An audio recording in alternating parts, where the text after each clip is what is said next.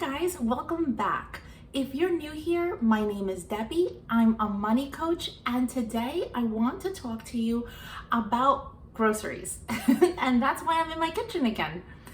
The comments that I got to my last video, and I always listen to you and whatever you want me to give you as far as ideas and money saving tips, I'm all about it because all I want to do is help you guys out. So the other day I posted a video about how my grocery bill had increased so much, so fast, because the cost of living has increased by 5.5%.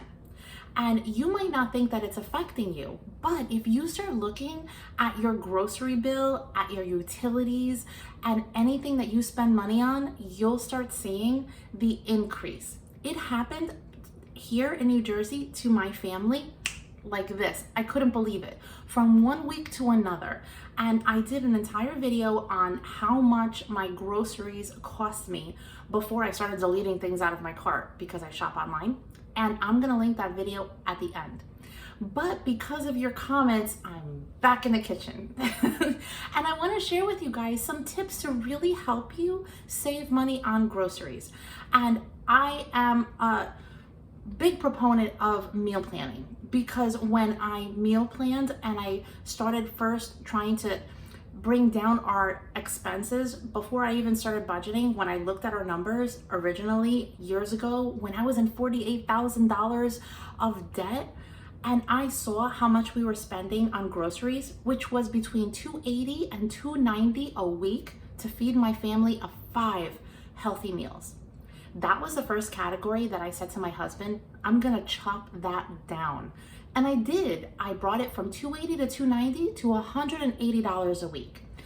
And because of that, I started meal planning and I started using everything we have, and I came up with such an easy system, because I'm all about keeping things simple, on how to meal plan with a little bit of time. It doesn't cost you much time at all, and that little bit of time can save you, like it did our family, at almost $100 a week, depending on how much you're spending. So if you haven't seen my video on how I meal plan, I'm gonna link that one at the end too. But today I thought I'm gonna crank it up a notch and give you extra tips, because as I saw in my own grocery bill, and as I work with my clients on their budgets, a category that seems to be something that we need to address across the board with my clients has to do with takeout and groceries. And when you plan ahead and you have the time, because you plan for the week with meal planning, and you are able to know pretty much what you're gonna make that day, that cuts down on so much time. You'll see a difference in your budget or your grocery budget like this, because you're not taking takeout.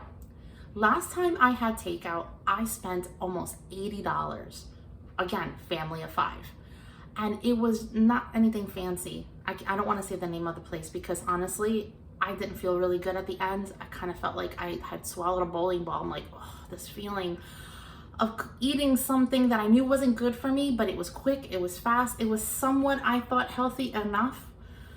And then I thought to myself, that's a lot of money that I just spent. That's like a third, if not a little bit more, of my weekly grocery budget for one meal. And we had no leftovers. So I was like, no, like I need to stick to my meal plan. It was just one day where everything pretty much fell apart, and I was like, okay, you know what? I'm just gonna order out. I'm gonna go actually through a drive-through. And I don't know the next time I'm gonna do that again because that's a lot of money to spend on one meal for all of us. But anyway, getting back to my point. So other than meal planning, I have some tips that I think can really help you, just like I share them with my clients, and they start seeing the results in their grocery budget pretty quickly. It's actually something that will motivate you to keep going, and it'll motivate you, hopefully, the way it motivated me, because when I saw how I was able to save on my groceries, I was like, what's the next category I'm gonna tackle? What's the next category that I'm overspending that I'm gonna cut back on? And that's how we paid off our debt in 2 years. Meal planning alone saved my family over $5,000 the first year, because that $100 a week that we saved at the end was over $5,000. I paid off 2 of my first credit cards. with just meal planning alone, not even doing anything else to my budget. But anyway, so I want to share with you guys additional tips like I do with my clients, and I can't wait to hear from you. What tip is your favorite? Leave it in the comment section down below. So the first tip I have for you is, if you like to eat meat and you're not a vegetarian or have any specialty diets, and you go into the supermarket, what I suggest for you to do is to stick around your meat counter for just a little bit, and you will probably see someone from the meat department coming out to restock or move things around to make sure that everything is accessible for the customers. Have a conversation with that person. Ask them. I know I did. It was just random. I was looking for something because I had a coupon for the chicken, and I was looking for the right one. And the gentleman came out from the meat department. He's like, can I help you? And I looked at him, and because frugal's on the brain, I said hi. I'm almost sure I said hi. And I was like, can I ask you what day do you start marking things down? And he said to me, that's a great question. My supermarket marks things down Wednesday evening. And it makes complete sense as to why. The circulars for the supermarket, they go from Sunday to Saturday, right? And then Sunday it starts the new cycle. So what they do is the sale prices start on Sunday. By Wednesday, they're already thinking about the following Sunday. They're looking to see how much they have left of the items that were already on sale, because people are going to come and they're going to buy those items first, right? Because they were on the circular. So they're going to look, and if they see they still have too much of the chicken or the meat or the roast or anything that was already on sale, those are the items that they're going to mark down, because they know that next Sunday's sale is not going to include all of that. And because they bought extra, because they marked it down for the sale, and they want to make sure that anything that's what they call a loss leader, which is anything on the first page of the circular, which is usually like the chicken or the meat or anything else like that in that department that's marked down, they want to make sure they have that, because that's the item that most likely got you into the store to begin with, because you want to go get it because it's such a good deal. So by Wednesday evening, at least in my supermarket, they start marking it down. They marked it down over 40%. So first they had it on sale. Then they marked it down an additional 40%. I was so excited. I started shopping when I was in the stores. I started shopping Wednesday evenings, and I was able to stock up my freezer with quality chicken and meats, and I was able to get it at such rock bottom prices. And this goes to my next tip. If you like a specific brand, for example, I'll say chicken breast, right? If you like a specific brand of chicken breast and you know that it's on sale that week coming up, plan ahead. Go on that company's website, and most of the time it'll be under promotions, and then when you click on that, you'll see coupons. You can print the coupons and bring it to the store, and what happens is, example, let's say Purdue chicken, and it's on sale. So the Purdue chicken is on sale. Then Wednesday night, I know that in my department, in my supermarket, I know that in my supermarket, they're going to mark it down. So now let's say it's 50% off between the sale and that 40% off, right? If I have a coupon for $1 or $2 off of, thinly sliced chicken breast, or rotisserie chickens or anything like that, as long as the coupon applies, they will continue to take money off of it. So something that had an original price and then was marked, let's say 10% off, and then Wednesday evening was marked another 40% off, you have a coupon in your hand for that specific item, you can get it at such an amazing price. Check your coupon policy at your supermarket. Typically, now I want to say typically, because I'd hate to say something and then have one of you guys say, that's not my supermarket. But typically, you can use 4 like coupons for the same item. What I mean by that is, again, the chicken, right? If I printed off 4 coupons for thinly sliced chicken breast, and it was again on sale, and then they marked it down that 40%. So now I know it's at least 50% off. I not only can buy one, I can buy four. And the reason why is because when are you gonna see that big price difference, right? Now you have 4 packages of chicken breast that you can keep one in the fridge if you planned for that for the week, and have 3 in your freezer for the next time when you want to make chicken, for example. You don't have to buy it at full price, right? You save money there. My next tip is, again, have a conversation. If you're by any chance a vegetarian, have a conversation with the produce manager. The managers, I knew one personally. He was a good friend of mine for a long time, and he told me that the nightmare of people that would call and start yelling at them because they don't have this and they don't have that, and they bought something and it went bad, and the kind of calls that these people receive. If you want to find out when the produce is going to be at its freshest, when the produce that is on sale is going to be put out, or when it's even going to be reduced in price, just like the meat, call up or go and ask for the produce manager. Have a nice conversation with them. Just tell them, like, I'm a fan of the store. I love your selection. I was just curious. Can I ask you when it gets marked down on sale? I'm trying to save as much as I can on groceries, and I would love to be able to stock up on fresh fruits or vegetables. You will be surprised as to the extent of information that they're willing to give you just because you asked. Another tip that I have for you is about leftovers. I can't tell you how many people I talk to, not only clients, but friends and family members that'll tell me, oh, Debbie, the perfect example is one of my good friends, and she's gonna get upset I said it, but sorry. She said to me, Debbie, I'm cleaning out the fridge and I found the tub of chili that got pushed to the back of the fridge, and now it's past its freshness. I have to throw it out. I was like, she was so upset because she likes the chili. I said to her, listen, next time, what I like to do is every 2 to 3 days, because again, you're cooking meals, you want to have leftovers if you're a fan of leftovers, because you want to make sure that whatever you made for dinner is there for lunch for anyone in your family, or there for the next day for dinner, so that you don't have to cook 2 days in a row, right? However you prefer. Any food, I do this every 2 to 3 days, and it literally takes me 5 minutes, and it saves me so much money, I can't tell you. I, every 2 to 3 days, just go in my fridge.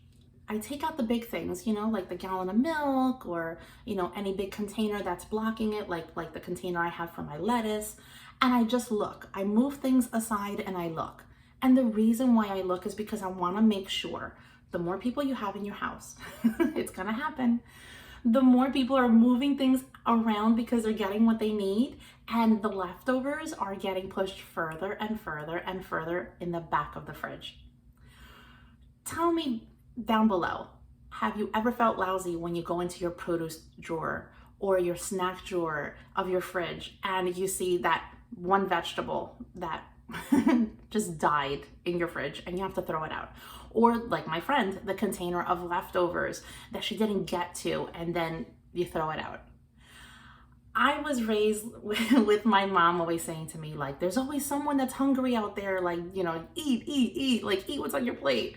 So I don't know if it's that or not, but I feel guilty, not only because I know it's money that I've thrown in the garbage, but because I know that it's also food that someone else could have eaten that I've now thrown in the garbage.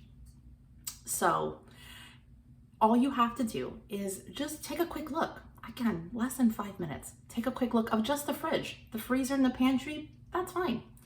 But just the fridge, and just see what needs to be cooked before it dies.